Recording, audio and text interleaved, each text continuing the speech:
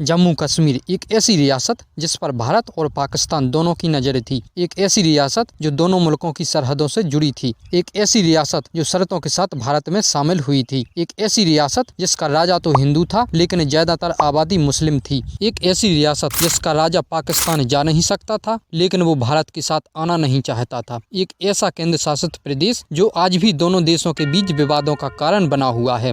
एक ऐसी रियासत जो कि प्राकृतिक संसाधनों से भरपूर होने के साथ साथ चीन से सीमा साझा करने के कारण सामरिक दृष्टि से भी महत्वपूर्ण है। एक ऐसी रियासत जो कि इतनी अहम थी कि पंडित जवाहरलाल नेहरू और सरदार पटेल की बहुत पहले से ही इस पर पैनी नजर थी। जहां आज़ादी के बाद एक ओर विलय का मामला जूनागढ़ और हैदराबाद जैसी रियासतों में फंसा था, वहीं दूसरी ओर भारत को इस रियासत की चिंता सता रही थी। जी हाँ दोस्तों, जब भी हम कश्मीर की बात करते हैं तो हमारे दिमाग में यह बात जरूर आती है कि आखिर कश्मीर का भारत में विलय कैसे हुआ था और कश्मीर का वह क्षेत्र जिसे हम पीओके अर्थात पाकिस्तान ऑक्यूपाइड कश्मीर कहते हैं, वह हिस्सा आखिर पाकिस्तान के पास कैसे चला गया। इसलिए आज हम कश्मीर के भारत में विलय की कहानी को जानेंगे। साथ ही यह भी जानेंगे कि तमाम कोशिशों के बाद भी आखिर पाकिस्तान कश्मीर को हथियाने में कामयाब क्यों नहीं हो पाया। तो आइए बिना देरी किए वीडियो शुरू करते हैं। दोस्तों, भारत की आज़ादी के समय कुल मिलाकर 565 रियासतें थीं, जिनको यूनाइट किए बिना आज के भारत की कल्पना करना संभव नहीं था। जब भारत को आज़ादी मिली तब भारत तमाम तरह की समस्याओं से जूझ रहा था। बंटवारे की त्रासदी से उपजी समस्याओं ने देश को अंदर तक हिला दिया था। विभाजन के कारण जहां एक तरफ देश में सांप्रदायिक दंगे भड़क रहे थे तो वहीं दूसरी तरफ पाकिस्तान से आए रिफ्यूजी के लिए इंतजाम करना एक बड़ी चुनौती साबित हो रहा था। बता दें कि स्वतंत्रता के समय भारत में 3 तरह के क्षेत्र थे।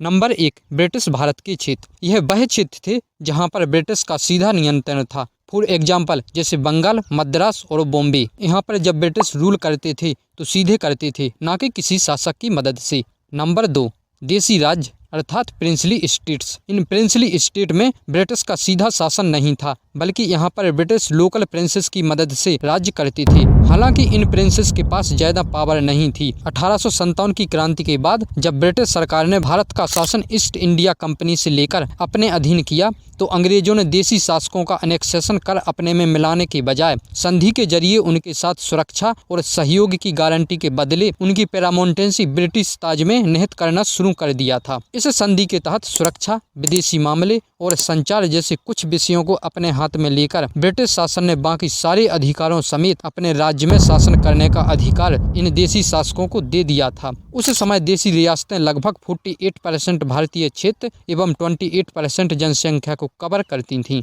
नंबर 3 में आते थे फ्रांस और पुर्तगाल के उपनिवेशक क्षेत्र। इसमें चंदनगर, पांडिचेरी और गोवा शामिल थे।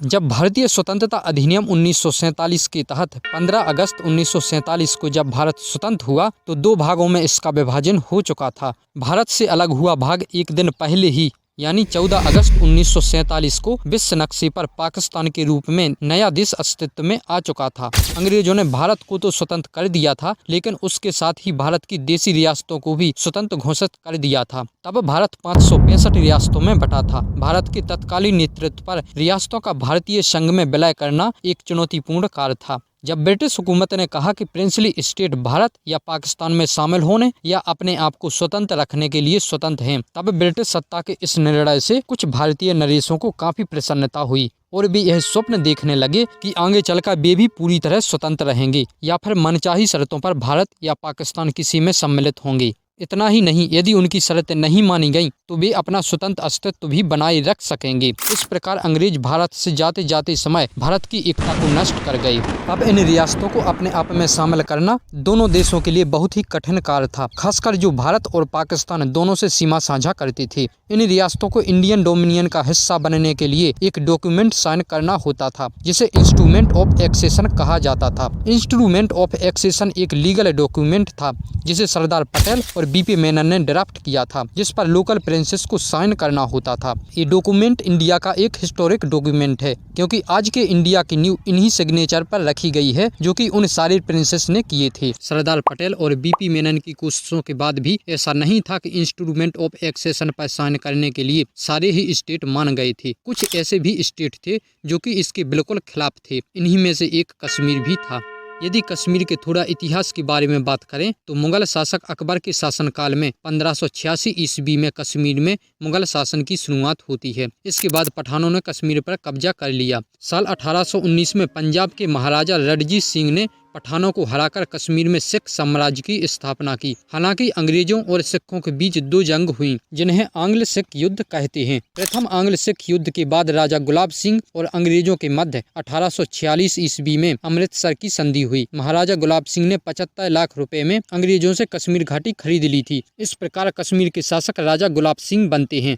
यह डोगरा वंश के संस्थापक थे और साल 1846 से 1947 तक कश्मीर पर डोगरा वंश का ही शासन रहता है। साल 1925 में महाराजा हरि सिंह ने कश्मीर की गद्दी संभाली। यह डोगरा वंश के चौथे शासक थे और देश की आज़ादी के दौरान शासन सत्ता इन्हीं के पास थी। महाराजा हरि सिंह भारत और पाकिस्तान में से किसी एक में शामिल होने में दुविधा में थे। अगर वो पाकिस्तान में शामिल हो जाते तो उनके हिंदू राजवंश का सूरज अस्त हो जाता, क्योंकि पाकिस्तान की नींव धार्मिक आधार पर रखी गई थी।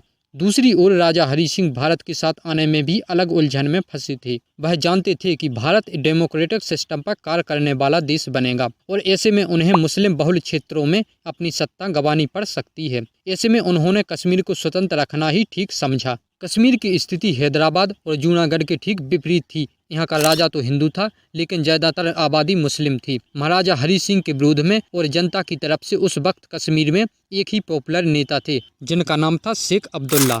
यह कश्मीर में इतने पॉपुलर थे कि इनके कहने से कश्मीर में एक आंदोलन शुरू हो गया था, कश्मीर छोड़ो आंदोलन। इस आंदोलन में लोग डिमांड कर रहे थे कि राजा हरि सिंह अपनी गद्दी छोड़ दें। बात इतनी आगे बढ़ गई कि राजा हरि सिंह ने इनको गिरफ्तार करके जेल में डलवा दिया। शेख अब्दुल्ला का कहना था कि कश्मीर में इलेक्शन करवाए जाएं। यह एक समाजवादी नेता थे और पंडित नेहरू से काफी अच्छे संबंध थे। यहाँ तक कि शेख अब्दुल्ला ने कश्मीर के भारत में विलय का भी समर्थन किया था। हालांकि आज़ादी से पहले 12 अगस्त 1947 को राजा हरि सिंह ने भारत और पाकिस्तान दोनों को ही स्टैंड स्टिल का प्रस्ताव भेजा था। इसके अनुसार कश्मीर की स्थिति जैसी है वैसे ही रहने देना। पाकिस्तान ने इस प्रस्ताव को स्वीकार कर लिया था और 15 अगस्त 1947 को जवाब भेजा, लेकिन भारत ने इससे इनकार करते हुए राजा के प्रतिनिधि को चर्चा के लिए दिल्ली बुलाया। हालांकि इस बुलावे पर कोई प्रतिनिधि दिल्ली नहीं गया।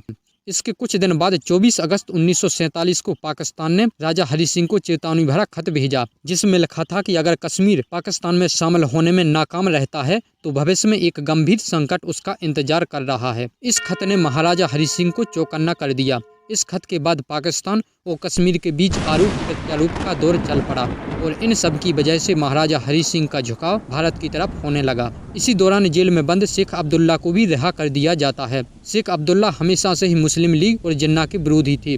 जेल से रिहाई के बाद उनकी दोस्ती नेहरू से और भी गहरी होती जा रही थी, लेकिन आखिर यह सब पाकिस्तान को कहाँ रास आने वाला था। जूनागढ़ के एग्जाम्पल से पाकिस्तान यह बात समझ चुका था कि जनता विद्रोह कर दे तो राजा के चाहने से कुछ नहीं होता है। पाकिस्तान को लगता था कि कश्मीर मुस्लिम बहुल राज्य है, इसलिए कश्मीर पर पाकिस्तान का ही हक है, जबकि भारत का स्टैंड क्लियर था कि हम एक सेकुलर देश हैं। हमारे लिए यह मैटर नहीं करता है कि कौन हिंदू है और कौन मुस्लिम, हमारे यहाँ सारे के सारे भारत के लोग ही हैं। अब जब पाकिस्तान को लगने लगा कि कश्मीर उसके हाथ से जाने वाला है तो 24 अक्टूबर 1947 को हजारों की संख्या में पाकिस्तानी फौज ने पठानी कबायलियों की मदद से कश्मीर पर धावा बोल दिया। पाकिस्तान ने नॉर्थ वेस्ट फ्रंटियर प्रांत से कबायलियों को इकट्ठा करके ऑपरेशन गुलमर्ग शुरू किया। आधुनिक हथियारों से लैस और पाकिस्तानी सेना के डायरेक्ट कंट्रोल वाले करीब 2000 लड़ाके कश्मीर के मुजफ्फराबाद पहुँच गए। 26 अक्टूबर तक उरी और बारामूला उनके कब्जे में आ गया। पाकिस्तानी कबायलियों ने बारामूला में जमकर हिंसा की। मारकाट को अंजाम देते हुए यह कबायली श्रीनगर की ओर बढ़ने लगे। तब महाराजा हरि सिंह 25 अक्टूबर 1947 को श्रीनगर छोड़कर जम्मू पहुंच गए। हालात बिगड़ता देख राजा हरि सिंह ने भारत के पहले प्रधानमंत्री जवाहरलाल नेहरू से मदद मांगी। अब इस समय तक देश तो आजाद हो चुका था, लेकिन सैन्य नियंत्रण अभी तक माउंटबेटन के हाथों में ही था और माउंटबेटन का कहना था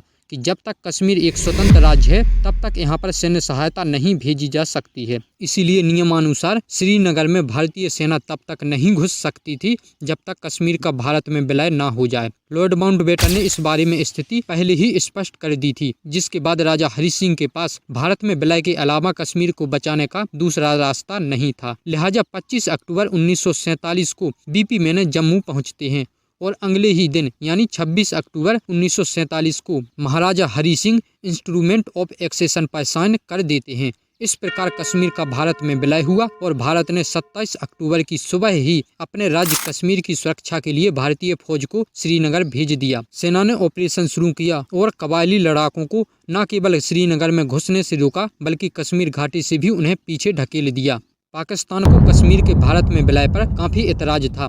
पाकिस्तान चाहता था कि कश्मीर में भी जूनागढ़ की तरह जनमत संग्रह कराया जाना चाहिए। तब माउंटबेटन ने पाकिस्तान को आश्वासन दिया कि जब कश्मीर में स्थिति सामान्य हो जाएगी तब कश्मीर में भी जनमत संग्रह कराया जाएगा, लेकिन पाकिस्तान नहीं माना और उसने खुले तौर पर कश्मीर में अपनी फौज भेज दी। इसके कुछ दिन बाद प्रधानमंत्री जवाहरलाल नेहरू ने लॉर्ड माउंटबेटन की सलाह पर कश्मीर में पाकिस्तानी सेना की कार्यवाही का मुद्दा संयुक्त राष्ट्र सुरक्षा परिषद में उठा दिया। 1948 में कश्मीर मुद्दा जब संयुक्त राष्ट्र में गया तब उस साल इस पर 4 प्रस्ताव आए। सबसे पहले आया प्रस्ताव नंबर 38। इस प्रस्ताव में दोनों पक्षों से स्थिति सामान्य बनाए रखने की अपील की गई। ये भी कहा गया कि सुरक्षा परिषद के सदस्य दोनों देशों के प्रतिनिधियों को बुलाकर सीधी बातचीत कराएं। फिर 20 जनवरी 1948 को प्रस्ताव नंबर 39 आया। इसमें तय हुआ कि समस्या के शांतिपूर्ण समाधान के लिए 3 सदस्यों की कमेटी बनेगी।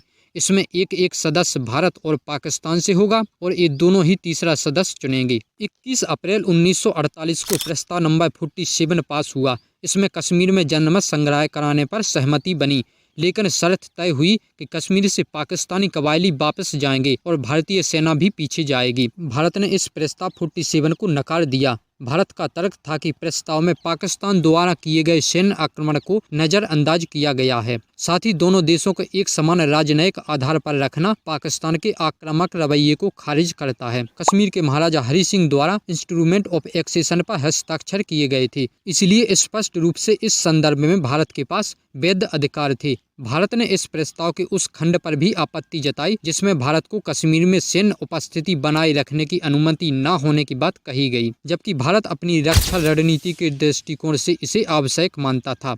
संयुक्त राष्ट्र में जब ये सब हो रहा था तब तक पाकिस्तानियों ने कश्मीर के बड़े इलाके पर अवैध कब्जा कर लिया था। संयुक्त राष्ट्र की मध्यस्थता से दोनों देशों के बीच सीज फायर तो हो गया, लेकिन साथ में यह भी तय हुआ कि भारत के पास जितना कश्मीर था उतना भारत के पास ही रहेगा और जितने हिस्से पर पाकिस्तान ने कब्जा कर लिया था वह उसके पास चला जाएगा। आखिरकार 1 जनवरी 1949 को संयुक्त राष्ट्र की मध्यस्थता में संघर्ष विराम हुआ और दोनों देशों के बीच सीमा रेखा का निर्धारण हुआ, जिसे LOC कहा गया। लिहाजा जम्मू कश्मीर और लद्दाख पर भारत का कब्जा रहा और गिलगिट बाल्टिस्तान पर पाकिस्तान का कब्जा रहा, जिसे पाकिस्तान आजाद कश्मीर और भारत POK कहता है। इस तरह से भारत ने पाकिस्तान की तमाम कोशिशों को नाकाम करते हुए कश्मीर को भारत का अभिन्न अंग बना लिया। हालांकि कश्मीर का 1/3 हिस्सा पाकिस्तान के पास चला गया। कुछ लोग कहते हैं कि यदि नेहरू जी सेना को थोड़ा और समय दे देते तो पूरा कश्मीर भारत के पास आ जाता। इस विषय पर आप क्या सोचते हैं कमेंट करके जरूर बताएं। तो आज के वीडियो में बस इतना ही। अगली बार फिर मिलते हैं ऐसे ही किसी दिलचस्प कहानी के साथ। आपको हमारा यह प्रयास कैसा लगा इसे लेकर आपके जो भी सुझाव हैं हमें कमेंट करके जरूर बताएं। हमें आपकी प्रतिक्रिया का इंतजार रहेगा। तब तक के लिए जय हिंद।